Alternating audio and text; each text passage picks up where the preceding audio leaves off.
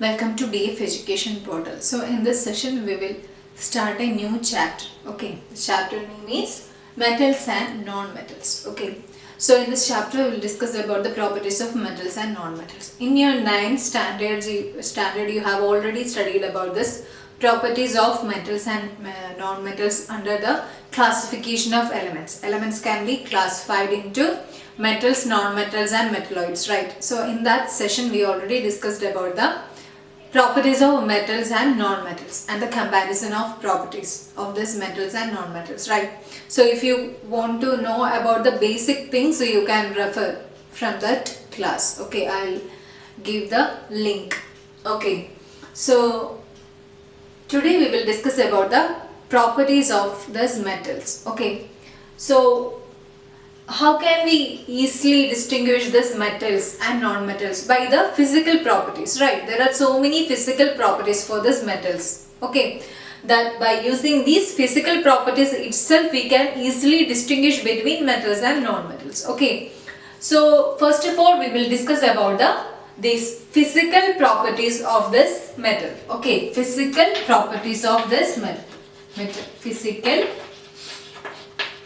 properties. Okay, physical properties. Okay, so when we have first of all you can take an iron or copper. Okay, pure form of iron and copper. So if you are taking in this and by using sandpaper we are rubbing these metals. Okay, so what can we observe? We can observe some shining. Okay, that means if you are taken some iron rod, okay, and by using sandpaper we are rubbing this iron rod. Okay, so after rubbing this one you can see some shining over those metals. So we can say that this shining property of this particular metals, we can give one name for this, that is luster, right? Metallic luster. So we can say that this metals will have a shining property. Okay, metals will have a shining property. Shining property of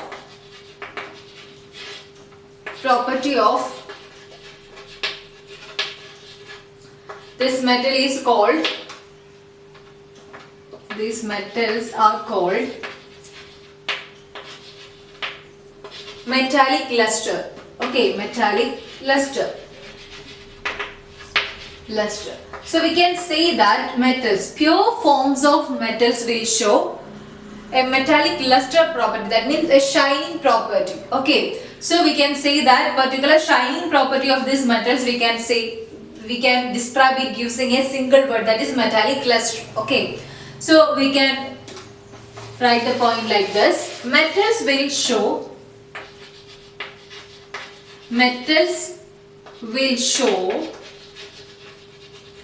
metallic luster.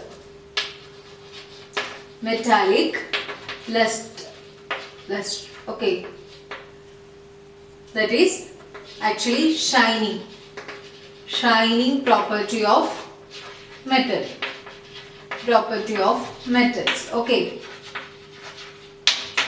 Okay, then if you are taking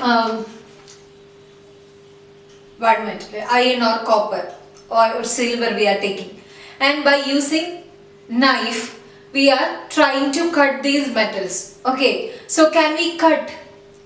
Is it easy to cut this iron rod or copper block by using a knife? We can't, right? If you are trying, then also we can't cut these metals. So we can say that metals are hard in nature. So metals are hard. And this hardness is depending upon this hardness of this metals are changing from metal to metal. Okay, so similar when we are comparing it with sodium is also included in metals, right? So actually when we are taking a sodium metal and we are using a knife to cut this sodium metal, it is easy to cut actually. Okay, so we can say that the hardness of metals can be changed from metals to metals. The amount of hardness will be changing from metals to metals. Okay, so the hardness of iron will be different from the hardness of copper, which will be different from the hardness of silver, like that. Okay. So metals are hard and the hardness will be changing from particular metal to metal. And then again we are taking some silver or gold. Okay, pure silver or gold. And we are placing these silver or gold metal on a iron block. And by using hammer, we are hitting it on. We are placing a iron block, and above that we are placing gold or silver metals. By using hammer, we are striking on this gold or silver. After 4 or 5 times, the shape of this gold or silver will be changed. That means the shape will be changed into a flattened structure. So by using this hammering method, okay. So the metals can be changed from a block shape to a thin sheet shape. Okay. So this property of metal to change its shape in a thin shape, in sheet form, we can say that property as malleability. Okay. So metals are malleable. Metals are malleable. That will show malleability. Metals are malleable and show malleability.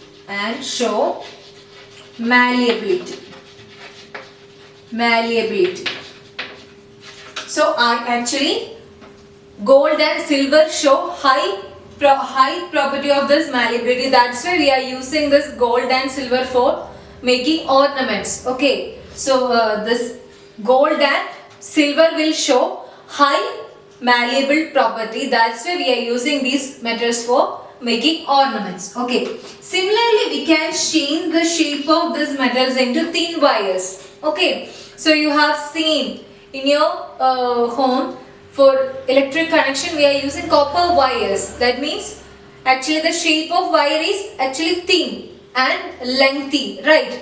So we can change the metal shape into thin wire shapes. Okay, the form of this metal can be changed from a block to thin wires. That means actually we are changing the shape of these metals. So the property of these metals to change from block shape to or any shape to thin wire shapes, we can say that it is ductility. Okay. So metals are ductile and shows ductility.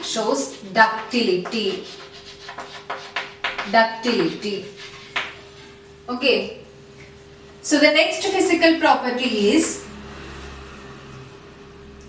you have seen metals which are used for crockery. Means in kitchen for making vessels we will use metals, right? So why we are using metals for making this vessels? Because we want to conduct heat, then only the cooking will be possible, right? So similarly in iron box also we are using a metal. Okay, so that we can say that metals will conduct heat. Metals will conduct heat. Metals will conduct heat.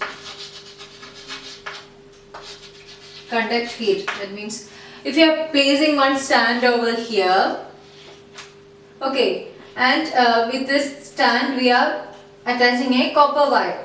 We are attaching a copper wire, not a copper wire. We are placing an iron rod. Okay, iron rod, and we are placing a pin over here.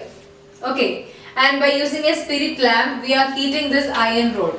Okay, so if we are heating this iron rod, after some time, if we are touching this needle, we can sense the temperature difference. Okay, actually the iron needle will be hot. That is due to the conductivity of this iron rod. Actually, we are heating this iron rod, right? So how can this pin will be heated? Because this iron rod is actually conducting heat. That's why this iron rod will conduct heat to this one. That's why the pin is hot. So we can say that metals will conduct heat. And the next property is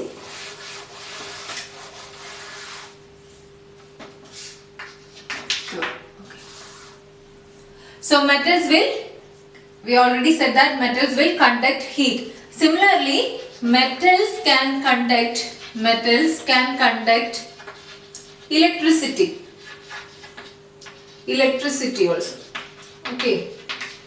So what is, we said that iron box is used because within the iron box we are using metals, because then only the iron box are heating. Okay. So actually that is conversion of electric current into electricity into heat, right? Electricity into heat. Electricity. So what is the by which method this electricity is produced within this iron box? Using this tungsten wire. There is one wire within this iron box, that is tungsten wire. So actually this tungsten wire is used for this heating purpose. And what is happening within that? This iron box is getting this electricity through this copper wire, right? So we can say that in this copper wire will conduct electricity. So similarly, so many of the metals will conduct electricity, because actually the conductance of this metals are due to the arrangement, the molecular arrangement within this metals. Okay, so we can say that metals will conduct heat, then metals can conduct electricity. That's why in households when we are doing this connections, we will use some PVC pipes to cover these wires. Okay, so then the next property is metals are sonorous. That means when we are hitting a metal with a hard surface, we can hear sound, right? So that property we can call it as sonorous. So metals are sonorous. So what are the physical properties of metals? Metals can conduct electricity, metals can conduct heat, metals are sonorous, and they will show luster, that means metallic luster property, that means shining properties, and they are hard in nature. So these are the physical properties of this metals. By distinguish with this physical properties itself, we can easily distinguish between metals and non-metals. In case of non-metals, they will not show any luster, and there is change. They are not hard, because most of the non-metals are gaseous in state, right? And they are not conductors of electricity or heat, and they are not sonorous. So the physical properties of non-metals are actually opposite to the physical properties of metals. So in this class we already discussed about the physical properties of metal. Okay, in the next class we will discuss about the physical properties of non-metals. Thank you.